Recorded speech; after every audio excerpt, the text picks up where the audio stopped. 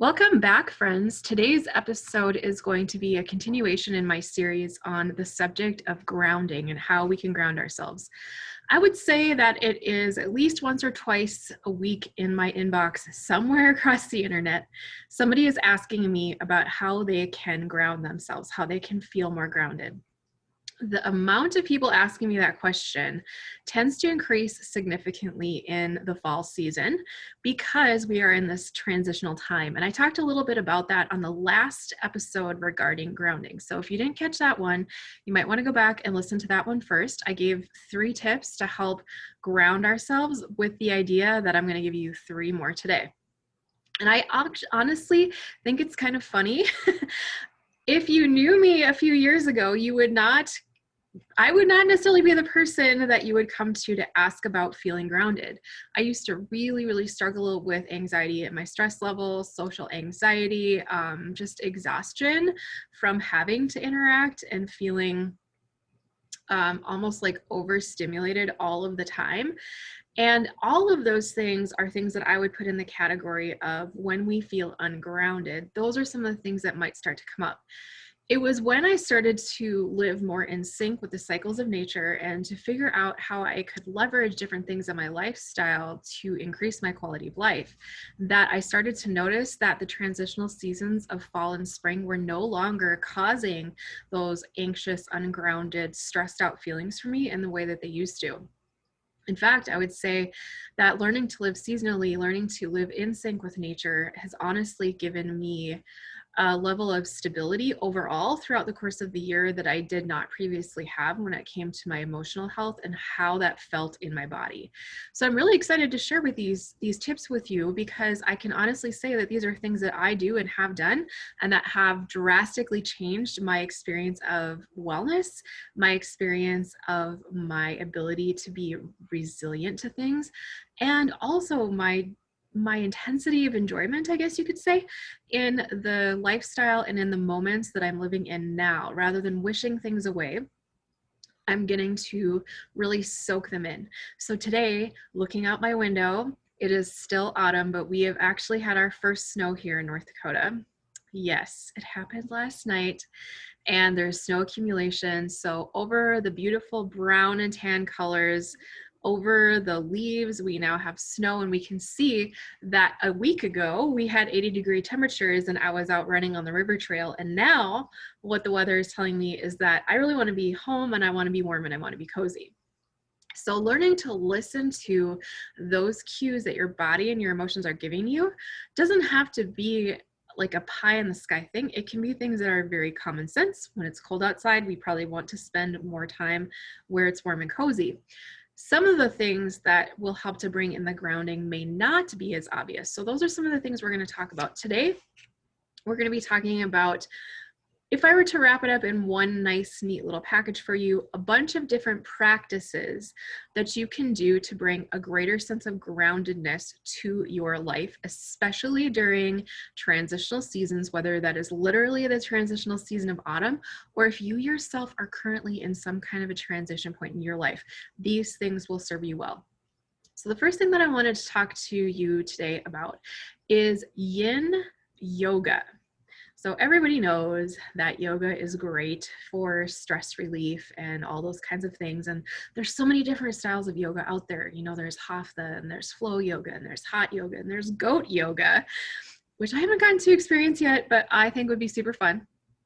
But yin yoga is a specific style of yoga that is extremely grounding to the body. And here's why.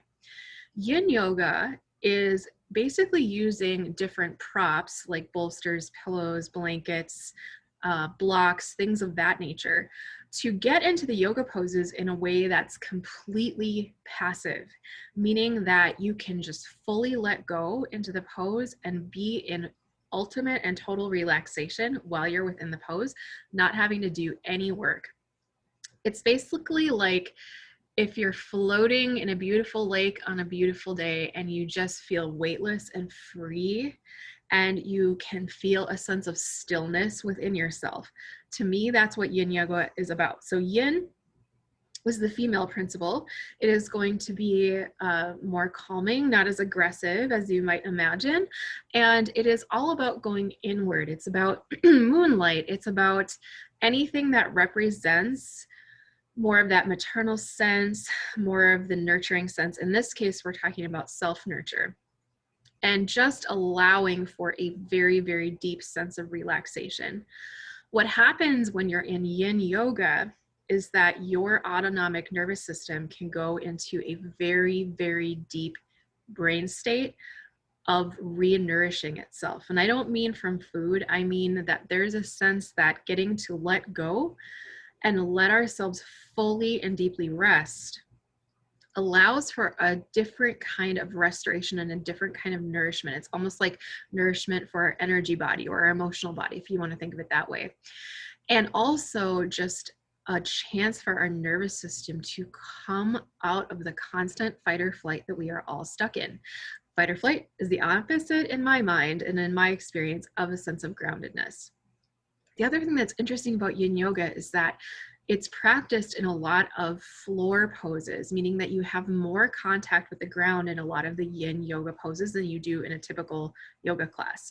So think a lot less sun salutations and a lot more child's pose or other poses that are more based on the ground. So you're also getting the grounding element of actually being in contact then with the earth itself, which is kind of doubling down then on your grounding practice. You could further enhance that by using some of the essential oils that we talked about in the last episode that help to ground us in our body.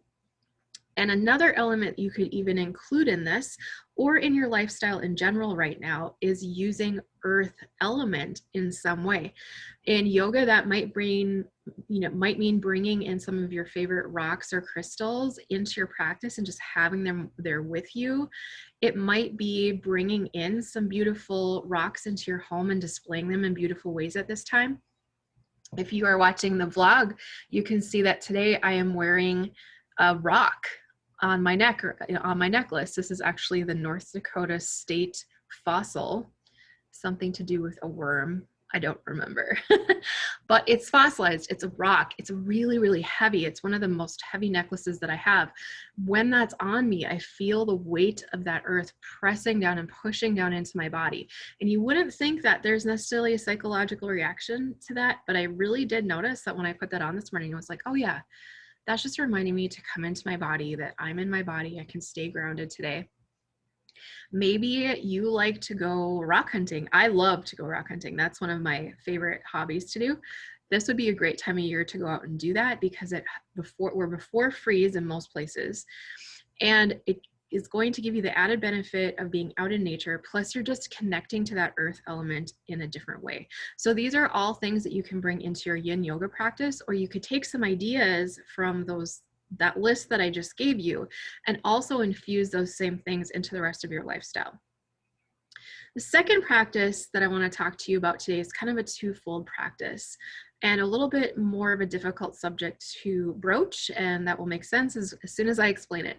So there is kind of a two-sided coin emotionally in the fall season. Oftentimes we think of fall as our chance to harvest. We're having harvest festivals. We're expressing gratitude through, even like, holidays like Thanksgiving and different things like that, where there's a little bit more of a focus toward gratitude this time of year. I can definitely say for myself that when I started a gratitude practice, I felt more grounded. And I think it was because really having to focus on gratitude brought me into the feelings, the sensations of gratitude in my body. And even just that action brought me back into my body, helped connect me to my breath. It also helped to remind me of all of the different ways that God, the divine, was showing up for me, was providing for me, all of the different ways that the earth has provided for my needs, for the needs of my family, for those that are around me. So I think that gratitude can be really, really grounding all the time. But I wonder if, that nature always has the cure. The fact that we're bringing in the harvest, which usually brings in a sense of gratitude for us this time of year, is a natural emotion to counteract some of the negative emotions that we may be feeling. So that brings the second side of this coin into the discussion, and that is that our emotion for fall from a traditional Chinese medicine standpoint is grief. Now, grief is a really tricky emotion. It's, for most of us, an emotion that we definitely don't enjoy feeling. However, grief is not optional. Grief is not something that you can get around. It's not something that you can bypass. I've heard a lot of different psychologists and counselors talk about if you don't grieve something that you need to grieve right now, it will come back later because it is a process. It's a physiological process that our bodies have to go through. Now, not everybody's grieving at the same level all of the time, but you can either look at this as grieving over an actual loss that you've had, or you can look at it as letting go of something that you need to let go of. Oftentimes, letting go of something that we have been hanging on to, even if it is a material possession or if it is a bad habit or whatever it might be, whatever we're hanging on to so tightly, when we finally let go of that, we often feel relief, but we may also feel a sense of loss over that thing that's been part of our life and in whatever way it's been significant to us. So it's really important in this season when we're starting to spend more time indoors, we're starting to come into more of an internal orientation in our emotional and spiritual and thought life. We're not all the way into that like we will be in the deep of winter, but we almost want to look at our emotional life as prepping for the deep introspection of winter, which is when we get to dream, we get to rest, we get to think about what we want to do moving forward. Oftentimes we need to let go before we can grow.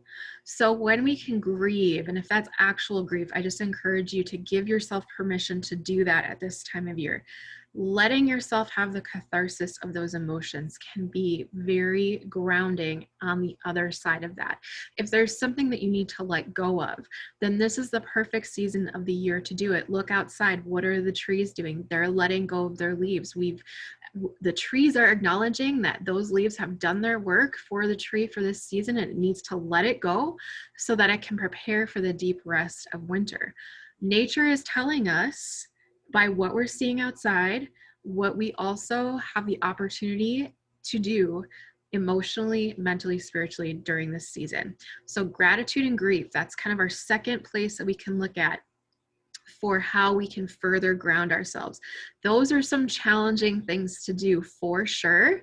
If you don't feel like you can get to grief easily, of course, always, working with a qualified counselor or psychologist is going to be really helpful.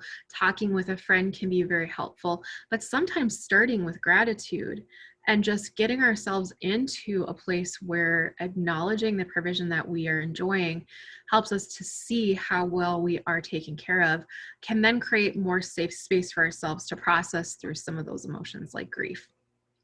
So that's our second tip for today. Our third tip is very simple and straightforward, and that is to spend more time in nature.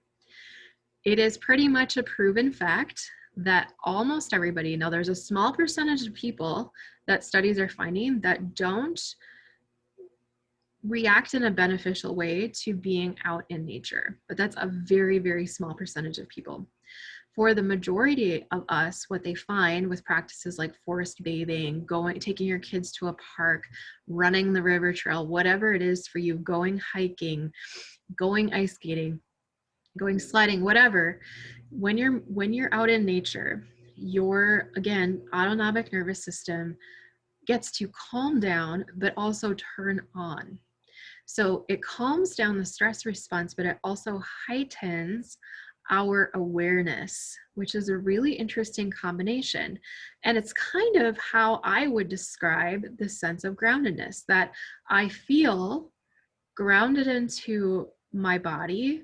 And when I'm grounded into my body, I feel calm, but I don't feel tired. I feel that there is suddenly extra space for me to be alert, to find new focus points. This is what nature does for us naturally. The other thing that nature can really do is to stoke our creative fires. So very often, a lot of us just feel like we have to produce at whatever our work and our job is, or being a parent, or whatever the case may be. Getting out in nature gives our brain a break, but it also gives us so many different beautiful images and smells and landscapes to feed our inner artist, if you will, to feed that part of our soul that needs that kind of soul food that our ancestors have always had at their disposal by living closer with nature. Now we have to be more intentional with that relationship. So I want to encourage you to get out in nature, whatever that looks like for you. Even if it's just for a few minutes a day. Maybe it's just putting on your boots and walking to the mailbox or to the post office and back. But having some fresh air, being reminded that you're not disconnected from nature, you're not disconnected from anything right now. We really are all one. Everything is all connected. And being out in nature can help to give us a sense of reassurance about that and to help us feel more of a sense of connection to all things and all people. So those are my ideas for you today for grounding. There might be even more after this. But again, if you didn't catch that first podcast, go back and catch that so you can get those first 3 sets of tips. I think there's going to be a lot of good things for you here to have more of a sense of groundedness and centeredness in your life and in your practices going into fall. And if this was helpful, I would love to hear about it in the comments. Please remember to like, subscribe, share, and always turn on that notification button. And I always appreciate those 5-star reviews on your podcast apps, and I will see you next time.